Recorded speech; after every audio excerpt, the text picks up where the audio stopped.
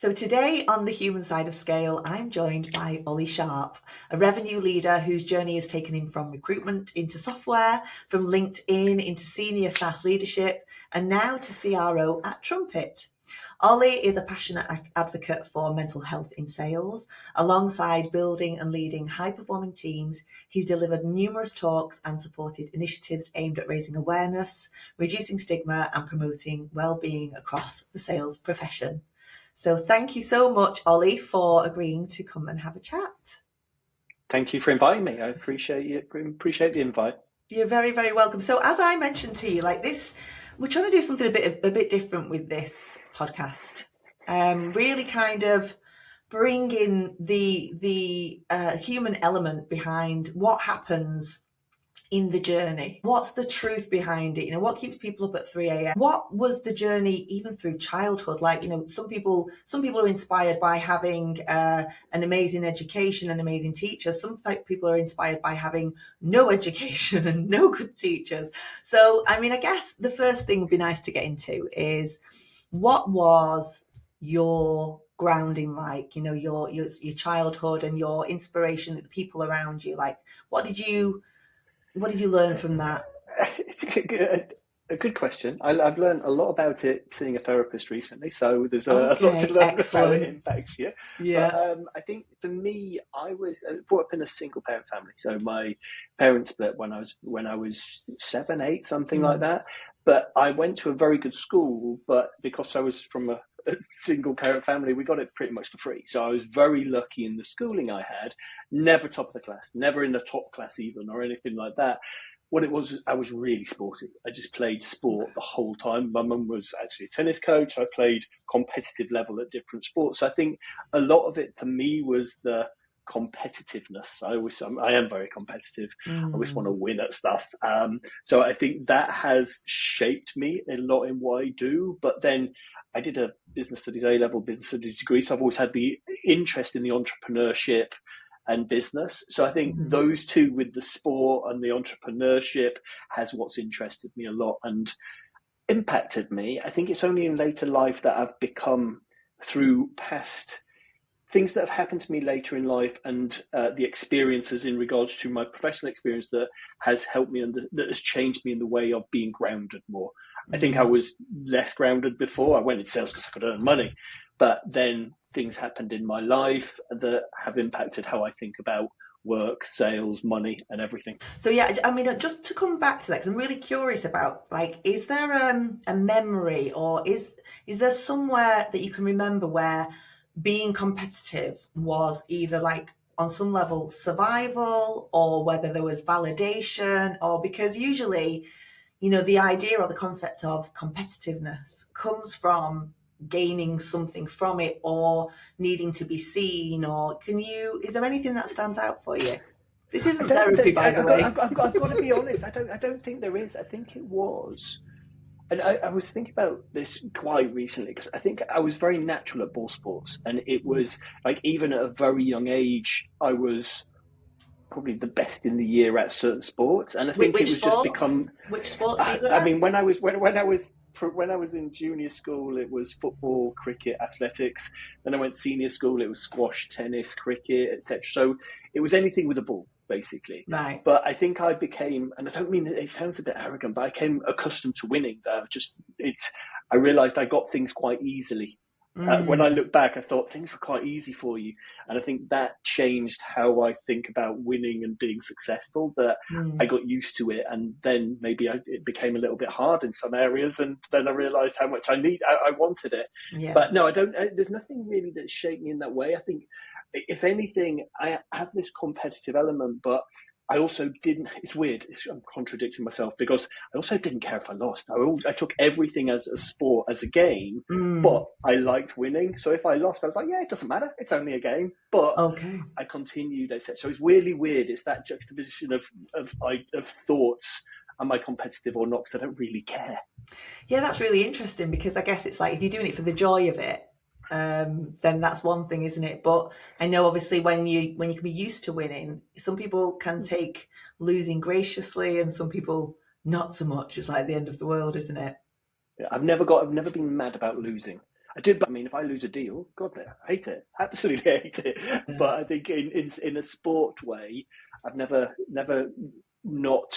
never got upset with losing. So obviously, when we initially spoke, you started out in recruitment, or I is actually that started in correct? door-to-door sales. I started in door-to-door sales. I did Oh, that's always the 2 best. years of knocking on doors Wow. in the English weather. You can read between the lines on that, and just Mm. like in the evenings, knocking on doors. It was, I mean, this was 30 years ago, so it's different now. It wasn't. I was probably told to sling my hook less than I would if I was doing it now, but it gave me really good grounding, knocking on doors, and it was good. I enjoyed it. Actually, I did it for 2 years. I enjoyed doing it. I I actually had to retire that because I hurdled someone's front wall and tore everything in my ankle. So I couldn't even walk. So I had to give up my career. God, it was terrible. Oh, So how that gutting. yeah, and I could still be doing door-to-door sales now.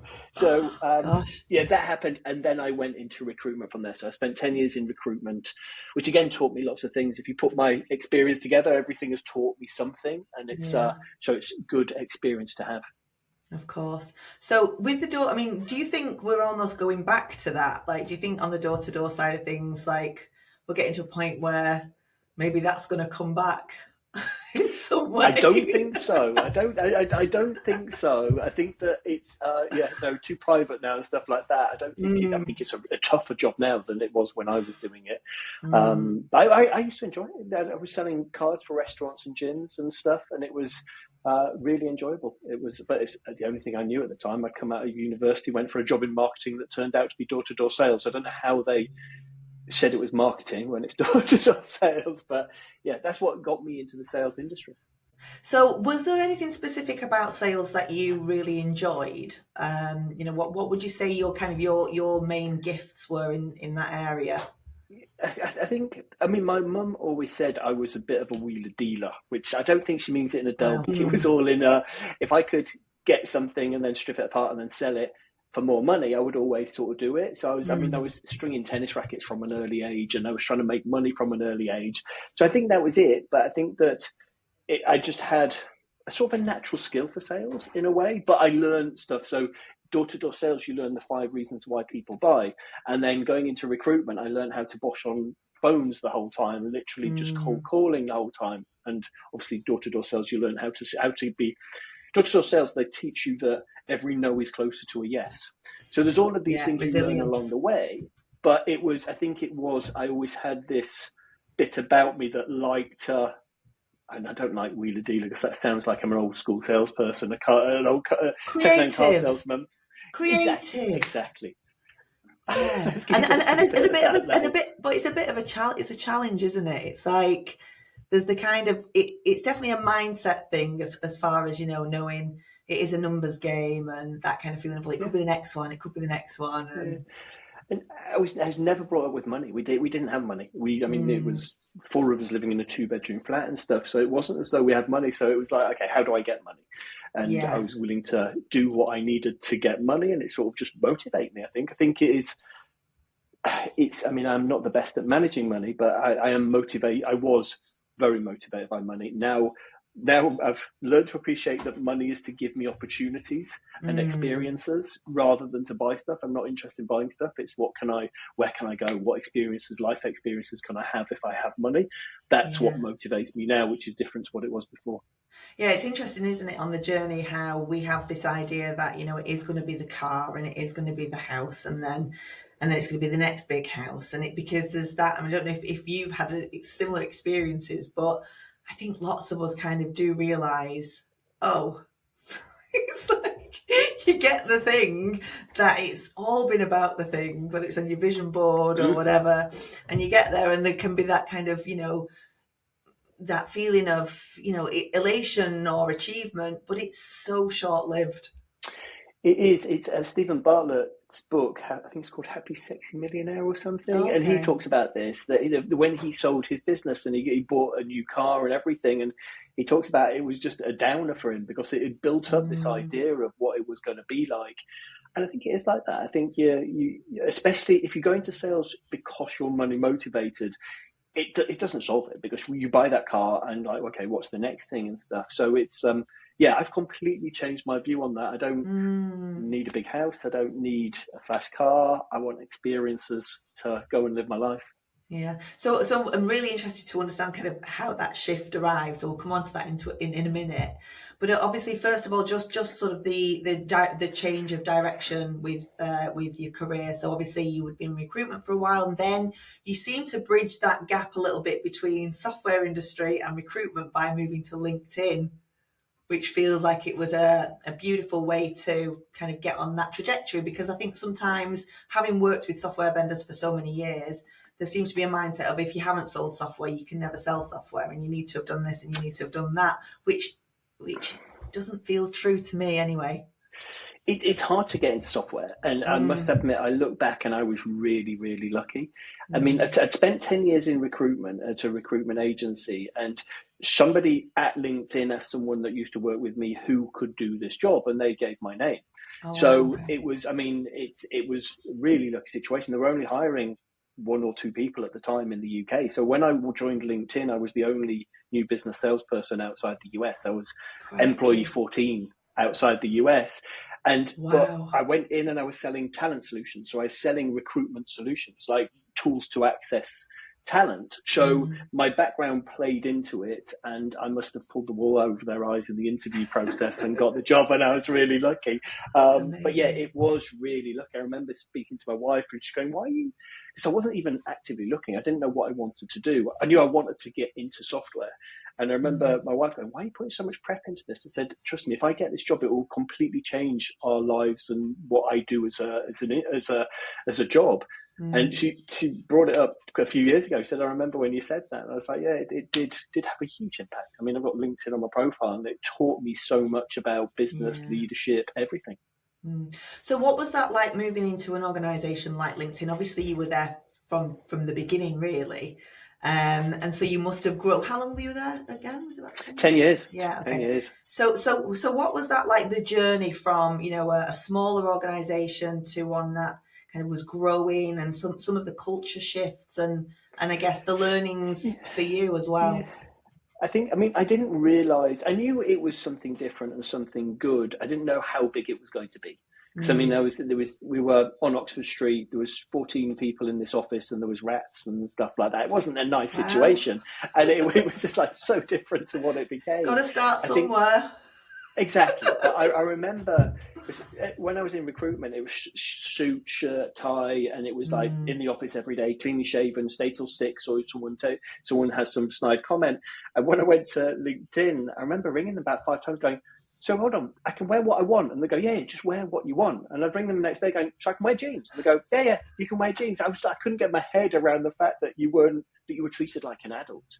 Wow. And so I went into LinkedIn. I think to me, the biggest thing about LinkedIn is the culture of it. The culture and values are so prominent, and the leaders talked about it a lot. But it wasn't just written on the wall that everyone just like prayed to and did nothing about. It was they lived by them. And it was so well done that it taught me how important that was within a business, to have your mission, your vision, your culture, your values. And also, they use something called conscious leadership, and put all of those together, and it creates this environment that I think I look back and go, how much did I learn about all of this at LinkedIn? It was huge, and it impacted me as a leader, me as a professional. And they have this idea that their role is to impact the trajectory of people's careers that work for them. And it's whether you stay there 1 year, 5 years, or 10 years, you'll leave on a different level. And it's very much about, we'll invest in our people. You don't have to stay, but everyone stays 10 to 15 years. It's really weird how they have this attitude. But yeah, I mean, it was such a game changer, different culture, different kind of people. And it was brilliant. I mean, it's helped me a lot, should we say. Well, it sounds like it. It sounds like if somebody comes in like with that genuine kind of concern, and understanding that we've got human beings working for us that we want to support, then that's why people stay. So I'm just really curious, like how did that come about? Like, do you know the story behind that kind of level of conscious leadership? I don't know it all. I mean, they had, is it Fred Kaufman? I think he was an advisor. I think that was his name, and he was very active on it. But you had Jeff Weiner was the CEO. There's a guy underneath him that was the best leader I've worked for, and I think that at that time, if you ask anybody that works at LinkedIn, they'll bring up his name. A guy called Mike Gamson. He was brilliant, and he was just like the way that he spoke about the culture and the way how open he was. It just made you buy into him and everything they did, but they really looked after their employees. It was just a done thing, and it was there was they got the best from their employees by doing it. That was the thing. It wasn't just a easy go culture where you could just do what you wanted. Yeah, there was expectations, but it was very conscious, compassionate that made them get the best of everyone. Beautiful. And I know, but I don't know where it comes from. It was just worked very well. Yeah, just interesting to understand, where that did actually come from. So with reference to, obviously, when we spoke initially, you'd mentioned that you'd been on quite a journey whilst you were at LinkedIn, and they were incredibly supportive, and perhaps that helped as well in your understanding of when you moved into leadership as well, what you would want to be able to give to your people. So can you tell us a little bit more about that, about your journey? Yeah, I think I went through some personal issues when I was even in recruitment. Me and my wife had quite a few miscarriages for to have my daughter, but it wasn't handled in the same way there. So I sort of had different expectations of what I could have while I was at LinkedIn. And while I was at LinkedIn, sadly, my wife got diagnosed with cancer, and she's okay now. But we went through a time that she had to have treatment, etc. And it really knocks your world, obviously. And at the time, I'd been there 7 years or something, and I was managing a couple of teams. And I remember my boss said to me, look, just while this is going on, your wife's your priority. And if you're after your wife, there's your kids. They're your next priority, because I've got 2 kids. Then your next priority is yourself. Make sure you look after yourself, because you're no good to anyone if you don't do it. And then if you have some time left, feel free to do work. And I was like, what? Wow. It was just a complete different way of looking at it. And what I learned from that, and the actual input I did when I was working and afterwards, was completely different. And I didn't feel under pressure. God knows how I would have reacted if they'd done it the other way. They just said, look, work's your priority. Because I'd have just gone, I can't, I just got to walk away. But yeah, it just got me thinking differently. And I think up until then, I was very money motivated, and it wasn't just the way that I was managed at LinkedIn, it's what I went through in life, that it was no longer about money. It was about the experiences and making sure that I can provide for my family, and I prioritized happiness rather than thinking about money brings happiness. I thought I just wanted happiness. And so I started having a real interest in understanding things like how the brain works, one of my favorite books is The Happiness Advantage by Sean Aker, and he's a Harvard professor, and he talks about lots of people think that success drives happiness. If you're successful, you're more happy. And he scientifically proves it's not true. There's done lots of research that actually happiness drives success. So which changed the way that I think about how I build teams, how I treat my teams, etc. So yeah, LinkedIn LinkedIn and that time of my life both had a big impact on me as a professional and me as a manager. Beautiful. And I think as well, it's really seeing that just kind of the pressure that people are under, and that typically we feel, or we've been taught, the pressure drives success. And it's like, actually, to give someone the space, you actually see that spaciousness can really allow the transformation, and allows that person as well to give the space for the healing all around, and to come back as a better version for the whole, really. Yeah, people need support, and whether they're going through something or not. I mean, end of a quarter, I think that when you look back at the sales industry, there was this, how do you manage people? You just drive them as hard as you can. And that had really negative consequences on mental well-being in the industry, how many females are in the industry. I mean, the diversity is terrible. And I think it comes a lot from that. We've still got ways to go to actually improve it. It's getting better. But I think the sales is stressful enough without a leader breathing down your neck telling you you're crap the whole time. I think there's definitely this area where we should be more supportive and thoughtful in the way that we lead, and we'll retain our staff better and hopefully get better results. So yeah, it makes a big difference in my view. Yeah, sure. So obviously when you moved from LinkedIn and then you got your first gig as a CRO, was it a CRO? I joined SalesLoft as VP of Sales EMEA, Okay. but then I moved up to MD EMEA. So I was just running the EMEA region basically. Yeah. And what was that like as far as a transition? Because obviously was a little bit different to what you were doing prior, or was it? Do you know what? I loved it. It's Carl Porter, the CEO of SalesLoft, he was culture first. He was a good guy, and he's a good guy. So it was the right move. It just happened. It was one of his advisors was Mike Gamson, who I mentioned earlier, which helped me know that it was probably going to be right for me. But I was on an island on my own, but I loved it. I took someone from LinkedIn with me. I built a team of 7 from day one and then built it up to 120 people. But It was basically my learnings from LinkedIn that I built SalesLoft. And I knew if I could build the best culture and make sure people understood our values and made it more of a fun environment that was successful, that I would build a successful business. And I literally just took all my learnings from LinkedIn and I'd like to say made it mine, but I didn't. I just made it LinkedIn, just outside of LinkedIn in a way, just a lot smaller. And I love doing it. It took me a long time to build it up. Not a long time, 3 years or something like that. But yeah, it was a lot of time and effort to build it from scratch with the culture. But it paid off because we had a good brand. We were always successful. We could attract talent. So yeah, it's great. How do you actually get the buy-in internally to kind of bring these new ideas, especially if, I mean, I know you'd said that they were a good company anyway, but even in any of the companies that you've worked in, how hard is it to bring new ideas and to be heard, especially with around maybe some of the things that you've learned around mental health and compassion and maybe some areas that weren't particularly known about before? That I've definitely, there's more of it now, but I don't know if there's an answer to that because I think it depends so much. I have worked with an organization that it didn't work out because of two contradictory views, and it just didn't work. So, but where I am now, I'm really lucky that the founders are completely aligned with the way that I think, and they'd already built a culture that I would be proud of in the beginning. So I think it's hard, unless you go in as the CEO or CRO and you've got a lot of power. I mean, even that is hard to change.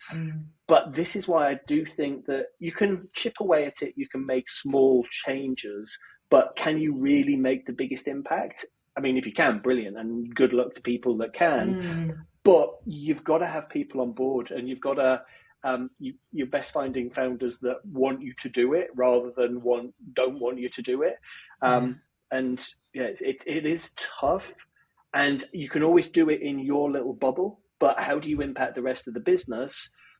It's hard, but I say, luckily, I'm at Trumpet now, and the founders are like, yeah, help us do this. And I'm not a founder, but I sit with the founders and I can have an impact on the business as a whole, which I love doing, and I'm lucky to be able to do. And was there ever a point where you kind of had to learn that as that you had to really learn, hang on a minute, this is what I want to do, I can keep pushing, but actually I'm at a point now where I'll potentially abandon myself and do something that's going against who I am as a human being and what are my beliefs and my ethics. So actually at this point it's uncomfortable, so I'm gonna walk away. Yeah, I think there's a couple of answers to that, because I think that what stopped me from doing it in the beginning was simply lack of self-confidence. Yeah. I was never a confident person. I'm not a confident person when it comes to outside of work. I'm more confident talking about work than I am outside of work. And I think in a work environment, I didn't have the confidence saying, no, we should be doing it like this. So I was always taking a back seat. I'm rubbish at managing upwards, and I'm rubbish at talking openly about changes we should make because I think I know best. Mm. But then when I started advising companies, I had people coming to me going, "Oh, that's great advice." And so I was like, "Oh, I do know what I'm talking about. People do listen." So that helped me understand that. But when you look at the other side of it, when do you sort of throw the towel in? For me, it's when I realized how much it was impacting my mental well-being, that I wasn't happy, that I was just doing a job that wasn't making me happy. And it was, what I realized doing this was all of the things that became natural at LinkedIn about compassion and those kind of things. I always believed in them. I always saw the positive side of it, but because I was in an environment where it was rife, I never saw the negative side of not having it. And I think that I was lucky to go to a company that didn't have it, because I could actually see the negative side of not having it. And it was an environment of fear and not excitement about going to your job. And that doesn't drive the best productivity. It doesn't drive the best results. So luckily it wasn't for long, but yeah, it was when I sat there and I spoke to my wife and I just said, I feel a different person. And it wasn't just I'm not enjoying my job. It was me as a person. My mental well-being was in a really bad state because I wasn't getting what I needed. It's really interesting, isn't it? Because this idea that you've got a work persona and then you've got a home persona and friends persona. It's like, well, why? Like, well, it doesn't make any sense, really, does it? Putting on this mask to go and pretend to be somebody for the majority of your life that isn't you. Like, yes, you're going to be really, really pissed off in your life, aren't you? Really, if you can't be you.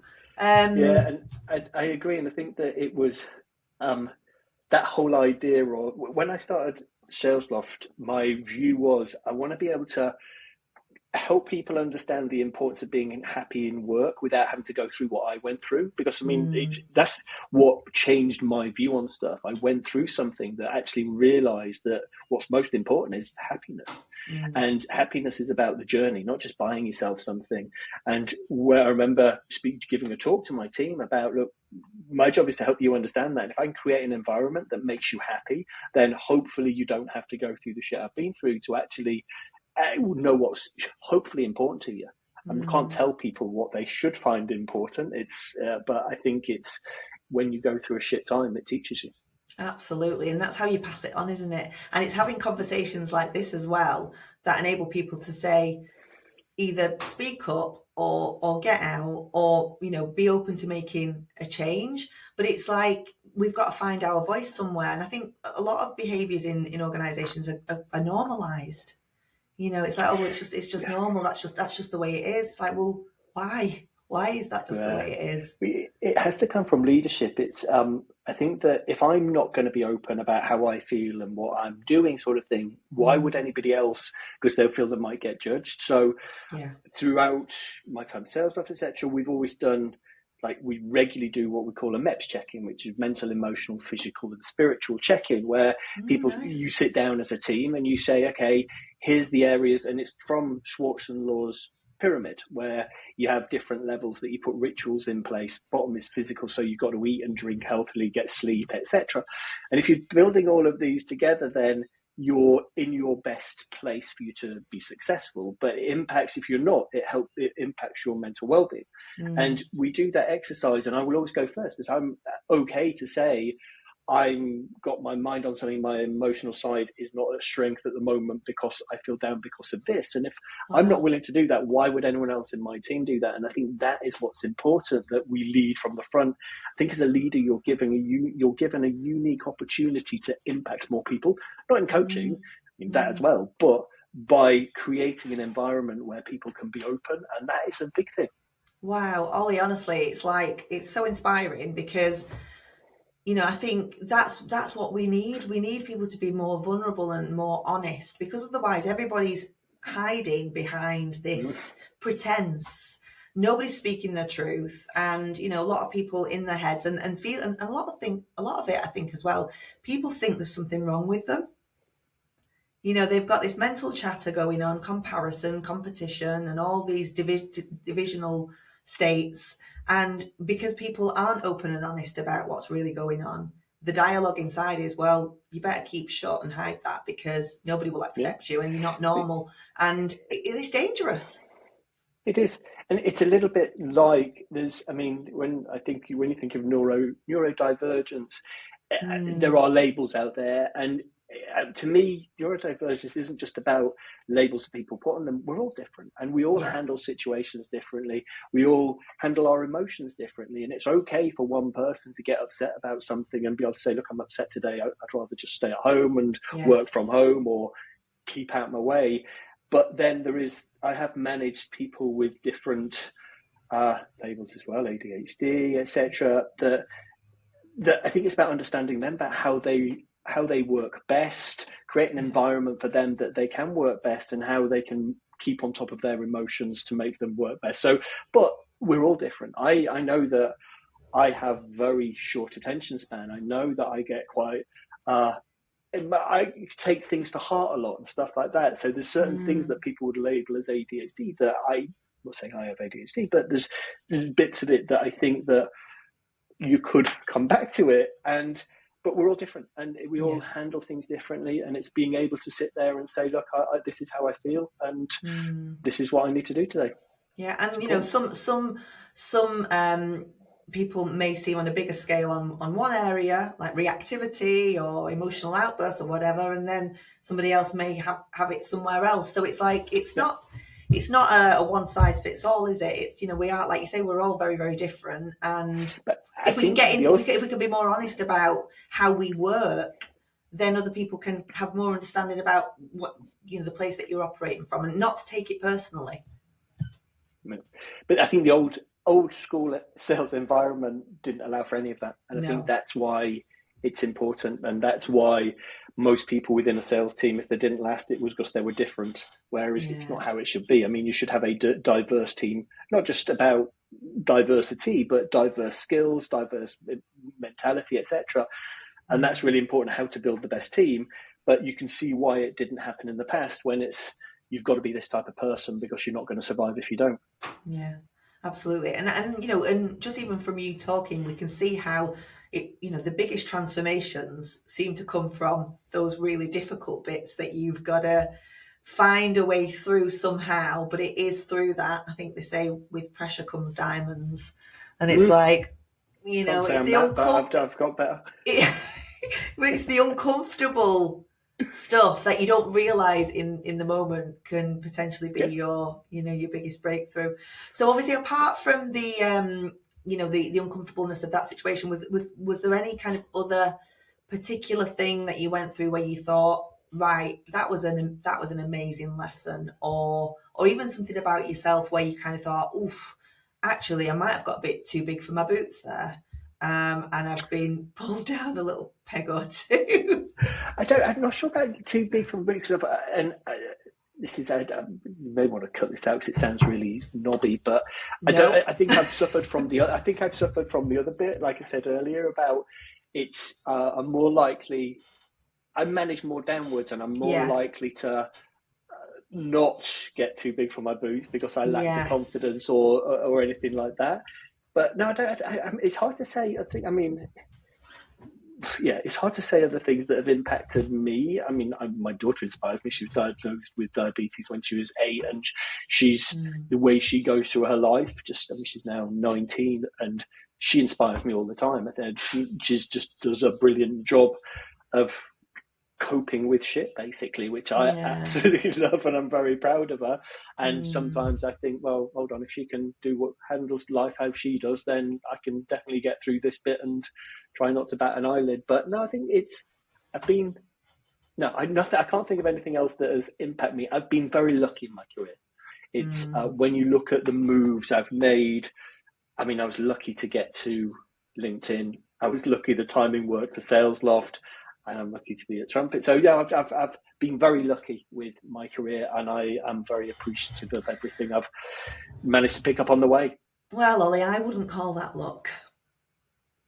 I would. I think it sounds like you've made some great. You've been handed some great choices and some really good lessons along the way. So this, as I said, great lover of the science behind it and the books. So there's lots of books that I've read that help me become a better leader. And like there's one, I don't know if you've read Solve for Happy, which is the guy from Google. Mo Gauda, yeah. Did he lose his son? Lose his son or something? Yeah, he had a burst appendix and he went in for an operation and sadly lost his son. And he then had this mission to make a billion people happy or something like that. And he wrote a book because he's an engineer, that it made a lot of sense. It sort of just puts it all together in a how to be happy. So reading The Happiness Advantage and stuff like that really helped me. But in the leadership way, there's a book called by Steve Ball, Dr. Steve Ball. He's done lots of work with sports professionals and taken it into the business space. And he did a book called The Game Plan. And it talks about 4 types of toughness. There's turnaround toughness, there's mental toughness, etc. And it gives models to help in certain situations. So like one type of toughness is about how you go and give a big speech. Another one would be turnaround toughness when the shit hits the fan. How do you react to it? And he brings models into, like, if you have a bad quarter, it's about remembering, having a confidence peak chart, which looks at the things that you do well to remind you that you can do it and look at what you can learn, but then working out how you can turn back round and move on from it rather than dwell in it. And I gave a talk at an event a couple of years ago about this, and I think I read it for that, but I realized how much I'd learned from that to actually be able to help me manage people. So if someone has a situation, I can look at science as to what the best way to manage that situation with that person is. And it helped me a lot in the management side, which was good. So I think the science, as a manager, it's all about how you understand theory and the structure so you can relate it to any situation rather than just repeat what someone said. And understanding that helped me a lot, which was good. Would you say you're more scientific than spiritual, or would you say you're a little bit of a mix of everything? I think I'm quite a mix. My wife's actually a therapist, and I like. I've done lots of reading around Buddhism, and one of my favorite books is The Monk Who Sold His Ferrari, which isn't really Buddhism, it's just part of. But yeah, I would say a mix of both. I like to understand with science, but I like more the spiritual side of it. And so yeah, I would say a mix across both. I think you need to know both, really. Oh God, yeah. Well, yeah. Yes, I think when you cut off from that aspect, and I even think when you cut off the spiritual aspect from business, you're losing a huge piece. It's like that shouldn't be separate. It's part of the whole, isn't it? It is, and it brings me, because there's one part of mindful leadership which is which I've spoken about before, is the idea of equanimity.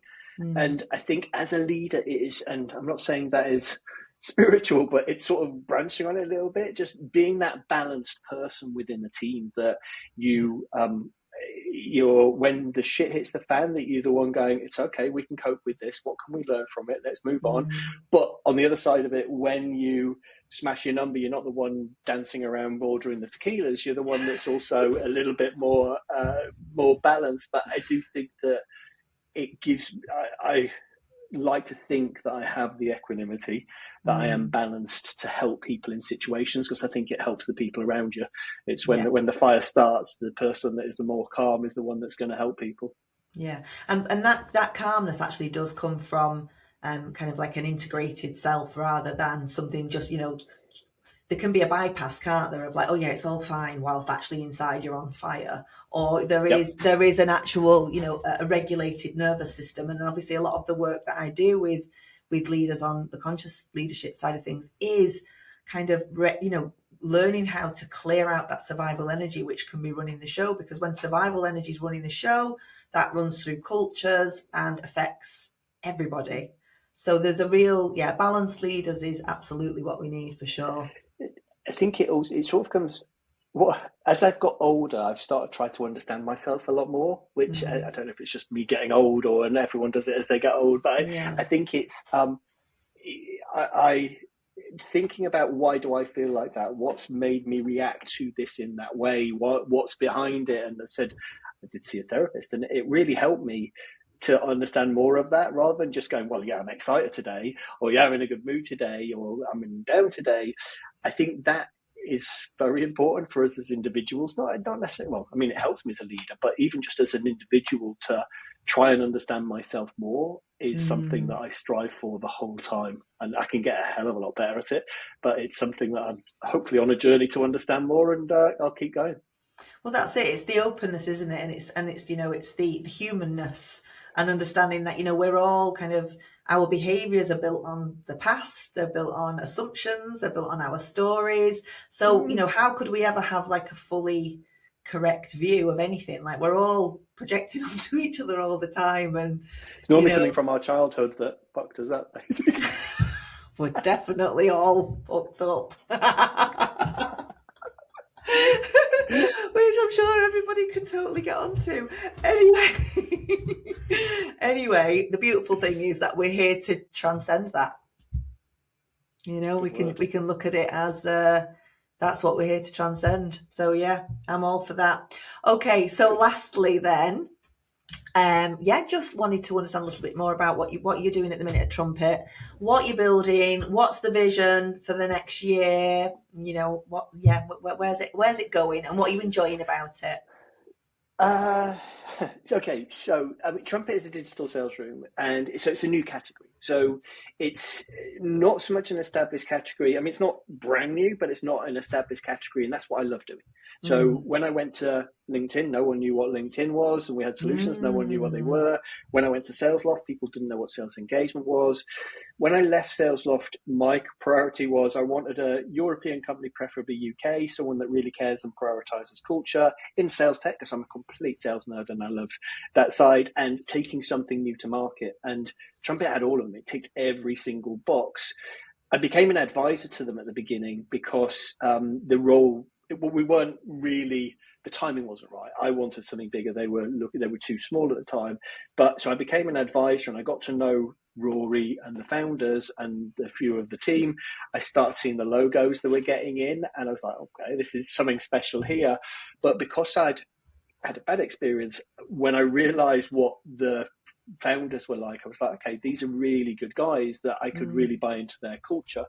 So I joined them as a full-time employee February last year, and we were at 4 people. Now we're up to 4 salespeople. Now we're up to 8. I've taken on the CS side of the business, and the goal is to grow the business. We've got some great clients like HubSpot, Gong, Stripe, etc. So for a company our size, we're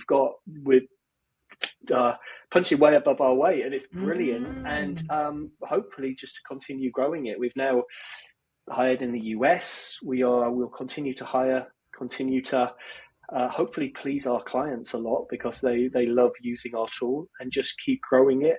My goal is I want this to be my last job. I'm getting old, and because of what happened in my life, I want to retire in 4 years' time, and I'd like to think that hopefully that can be my last job, my last go. And I feel like this is going to be the job where you actually learn to blow your own trumpet. Oh, there you go. See what I did there? My maid just sends me videos of me playing a trumpet using AI to build it, so I'm used to it. But you said, what do I enjoy about it? I enjoy taking something new to market. I've always loved doing the creative side of it, working in a culture that you can have an impact. That's just what gets people up in the morning when they look forward to going to work. And I love what I do. We just need to keep doing it, and hopefully keep being successful. Fantastic. Well, it's been an absolute joy to speak to you, Ollie. It's a breath of fresh air. Keep doing what you're doing. Thank you so much for coming on The Human Side of Scale. Keep being human. And really appreciate it. I appreciate being your first guest. So long may yours go on as well. So kind of a big deal. Ollie. I don't know. Thank you. Cool. Thank you.